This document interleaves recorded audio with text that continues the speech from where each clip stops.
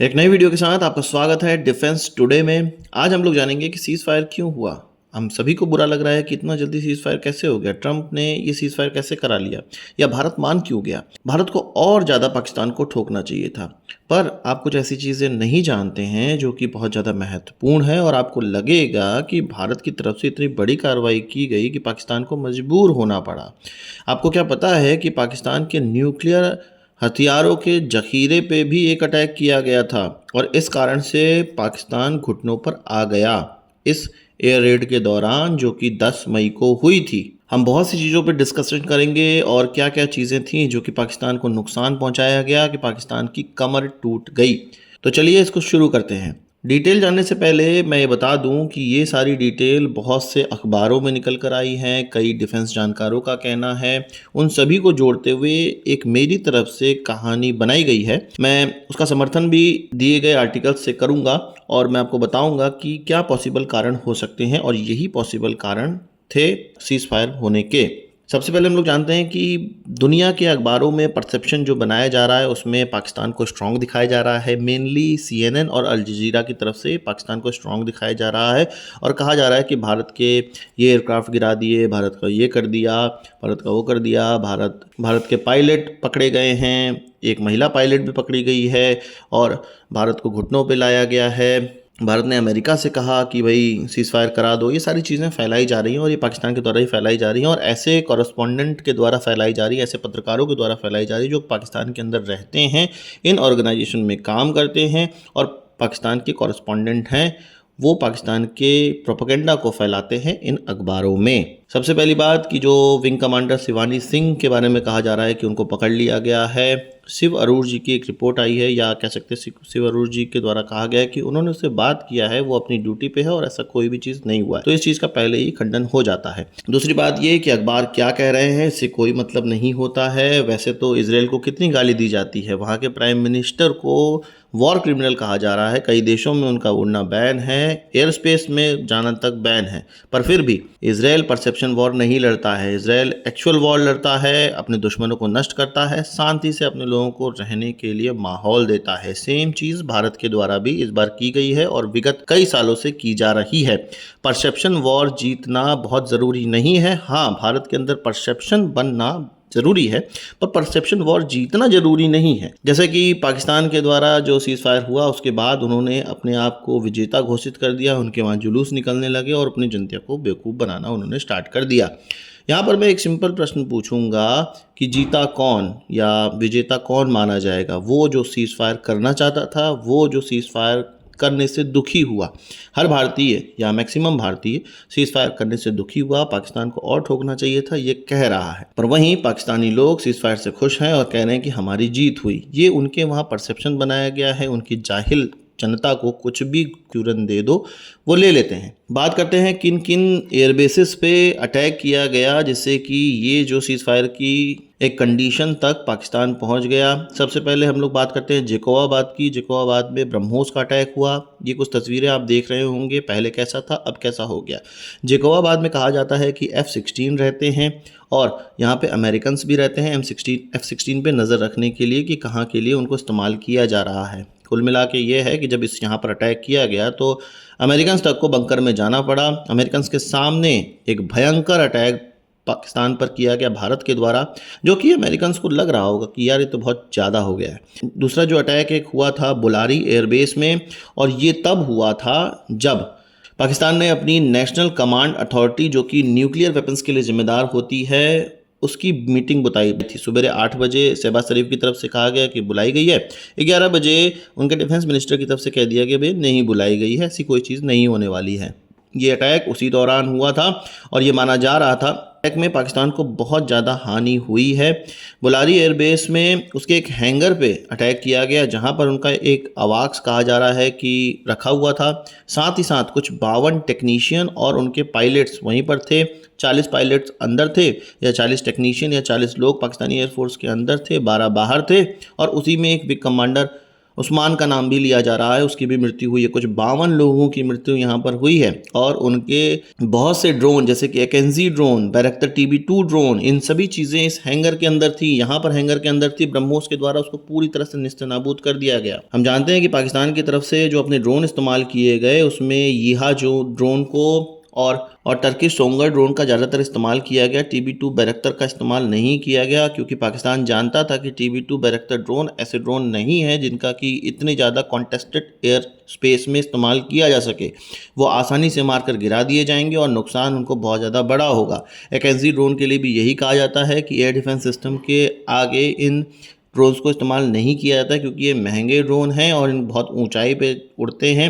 High value target के लिए ही इसको इस्तेमाल किया जाता है जहां पर किसी को पता ना लगे।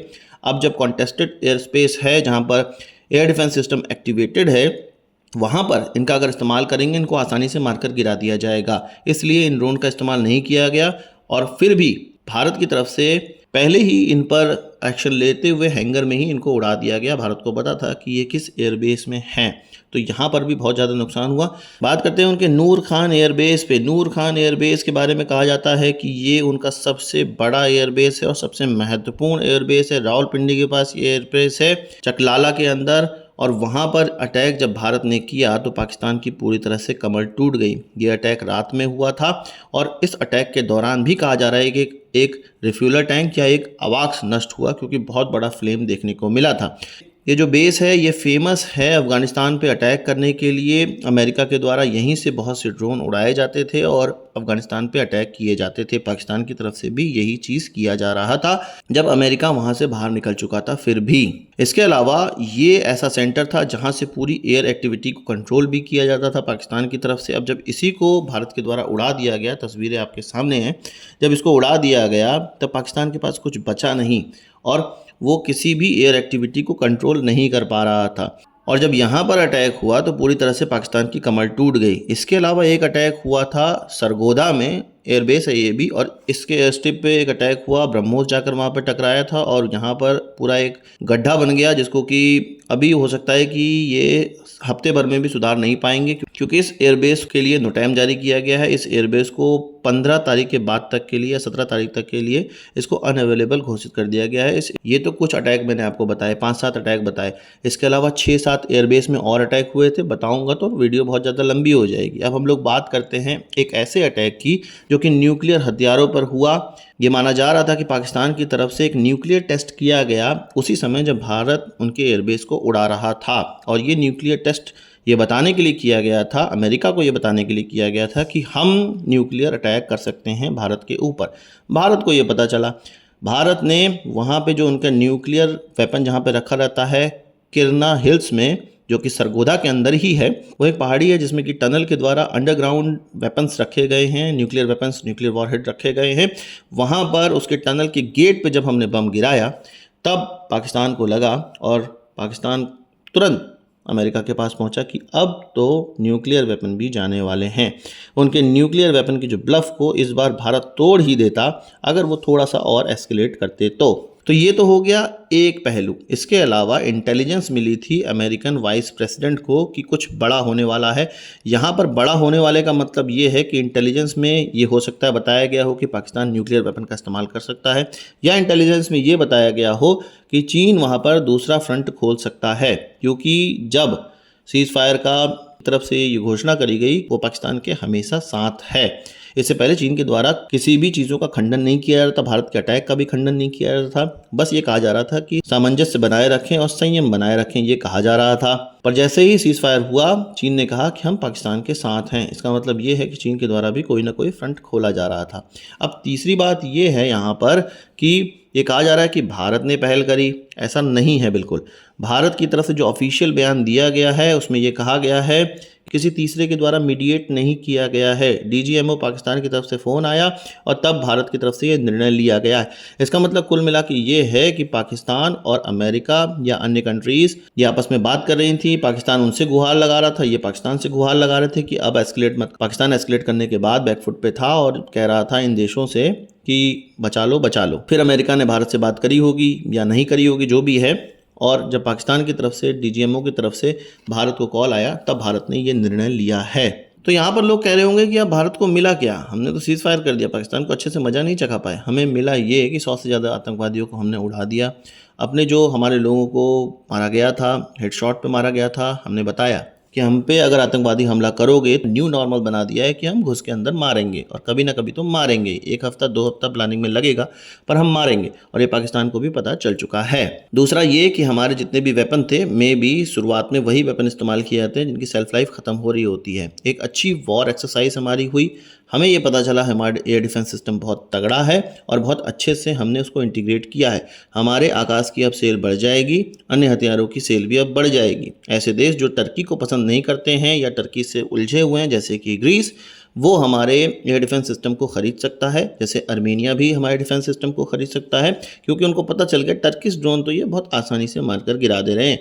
या हमारे एक्सपीरियंस का वो फ़ायदा उठाएंगे, हमसे कोलैबोरेट करेंगे कि टर्की के खिलाफ भैया हमें बताओ कि तुमने ये किया क्या था। दूसरी बात ये है कि बांग्लादेश को मैसेज जा चुका है, जो 7 सिस्टर्स की बात मोहम्मद यूनुस कर रहा था, अब ये चुप हो जाएंगे कि पाकिस्तान जैसे देश को अगर 2 दिन के अंदर घुटनों पे भारत ला सकता है तो बांग्लादेश क्या है, हम मूत देंगे, बांग्लादेश वहीं पे बह जाएगा। तीसरी बात ये कि भारत साउथ एशिया में एक बड़ी ताकत की तरह निकलकर सामने आया है। परसेप्शन वॉर अलग होती है, लोग समझते हैं कि ये परसेप्शन बनाया गया है क्योंकि राजनेता बेवकूफ़ नहीं होते, इंटेलिजेंस एजेंसीज बेवकूफ़ नहीं होती जो कि अखबारों में चल रही होती हैं। जब परसेप्शन केवल अखबारों में नॉर्मल जनता के लिए बनाया जाता है, वो भी उनके लिए जो ये अखबार पढ़ते हैं, ये अंग्रेजी अखबार पढ़ते हैं, गाँव की जनता या लोकल जनता ये अखबार पढ़ती नहीं है, जिनको परसेप्शन से कोई मतलब नहीं होता। भारत देश अच्छे से चलना चाहिए, हमारे लोग सुरक्षित रहने चाहिए, बस ये मेन मुद्दा होता है जनरल आदमी के लिए, जनरल व्यक्तियों के लिए, किसी देश के लिए। तो ये क्लियर हो चुका है कि भारत का वर्चस्व है। पाकिस्तान जैसे देश जो कि बुली करते हैं भारत के आगे नहीं टिक सकते हैं। चीन को ये पता चल गया है, उनके जो डिफेंस सिस्टम है उनकी कोई औकात नहीं है भारत के सामने। अगर भारत अपने ऊपर आएगा तो चीन को भी नेस्तनाबूद कर सकता है